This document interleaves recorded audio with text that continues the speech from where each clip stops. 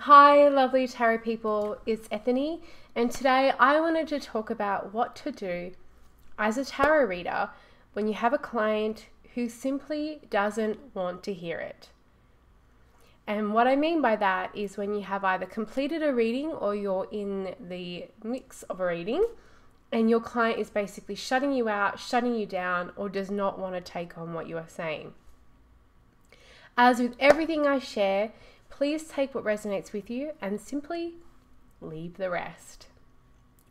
So before I jump into the strategies for dealing with this as a reader, I wanted to set the stage so you know exactly the situation I am referring to. This is a completely made up situation and is a culmination of different experiences I have experienced, two experiences, as a professional reader. I have made this one as well very, very clear. Sometimes it's not all that clear with the cards, but I wanted to make it very clear so that you could go with me on this journey of this kind of made up reading. So our client today is Betty, and she has come for a tarot reading with you about her love life. She has shared a little bit about her situation with you. She's just started to see someone, and after a few wonderful weeks, this person has completely disappeared.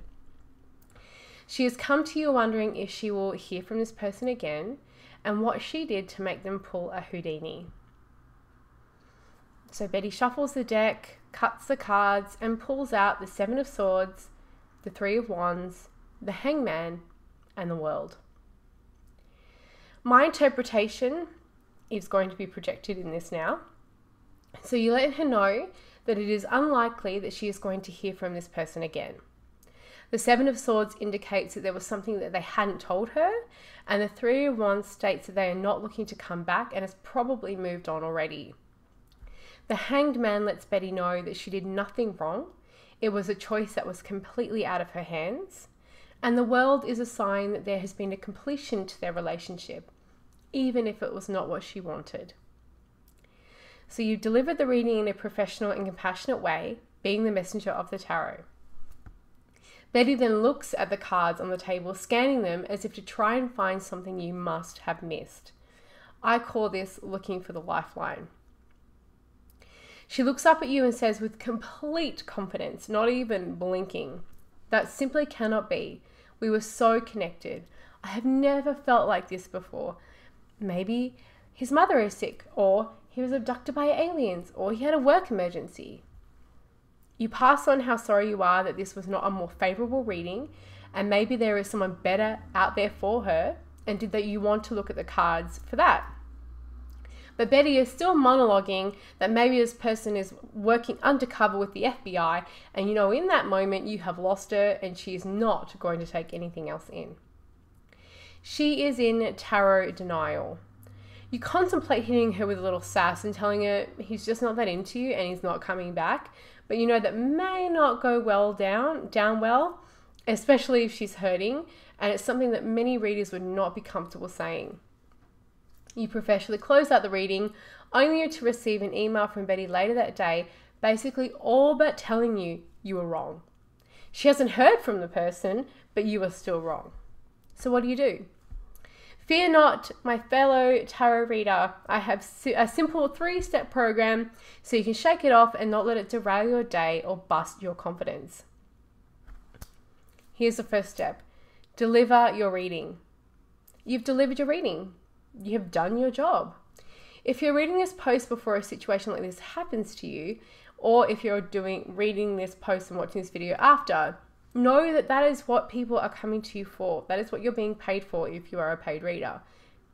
Whether you get the shitty shut-out feedback after the reading or during, know that your role is to conduct the tarot reading in a professional manner that you would be proud of. Clients are going to hear things they may not want to hear in a reading. Personally, I do not lie about the meaning of the cards to make my clients feel better. Firstly, it would make me look stupid when the lie doesn't come to pass, and there goes my reputation with that person. And secondly, it just doesn't feel good and it's not right. I tell it like it is in a nice way, but I'm not going to deceive my clients. When you get feedback from a client where they are simply not hearing or taking in what you have to say, you can repeat back that that is what the cards have said. This is why I like recording my readings. Your client can go back and listen to it when they're in a better place to do so. To reiterate, deliver your reading with integrity and understand that is your role in this process. Number 2, detach from your client. Does it suck that someone ghosted on Betty? Yep, sure does. Do you know how crappy that feels because it's happened to you before? Yep, you sure do. Is that your burden to carry or wrong to right? Nope, it sure as shit ain't. While I do have fond fantasies about a tarot reading vigilante superhero, which I would kill to see, by the way, should be a comic, who rights the wrong of the brokenhearted and misused of the world after readings of close to the day, it is not our jobs. Also, it's illegal and probably super fucking expensive. There is a reason Bruce Wayne is a multi-millionaire. I think he's actually a billionaire. Let me repeat that.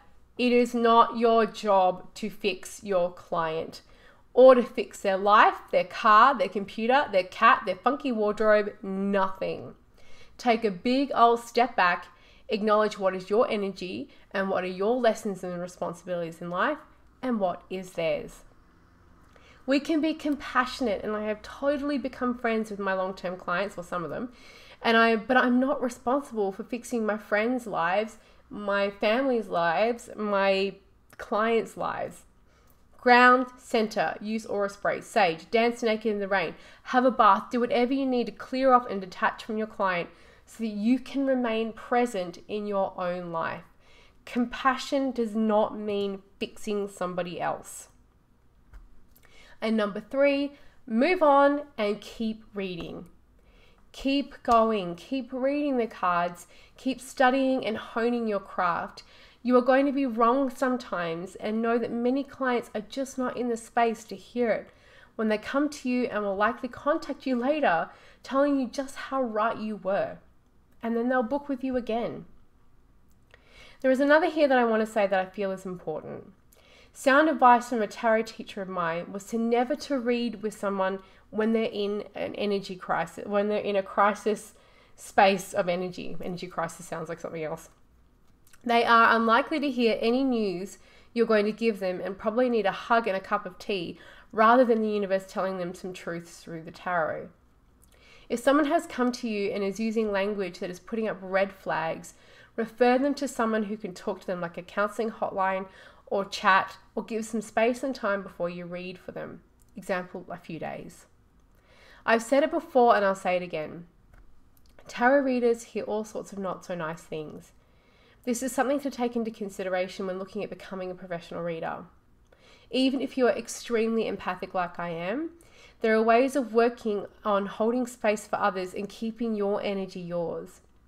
But if hearing and delivering uncomfortable news is not something you want to be doing, this may not be a professional path for you. But that is only something that you can decide and something that you probably need to experience before you really know. What if it doesn't make sense? So what if the reading totally does not make sense? Well, I have another post and video about that where I talk about that very issue, and I'll pop that down in the blog post over on ethany.com. And the link is in the description. I hope you found this helpful. I would love to hear from all of the wonderful community members. Has this happened to you? And what have you done when someone has come to you and simply does not want to hear it? And if you're looking to make the leap in 2018 to become a professional tarot reader, I of course invite you to come and check out the Tarot Readers Academy and have a look at all of the training that is up there, including one-on-one coaching with myself. And thank you so much for watching, and I really do hope that this was helpful.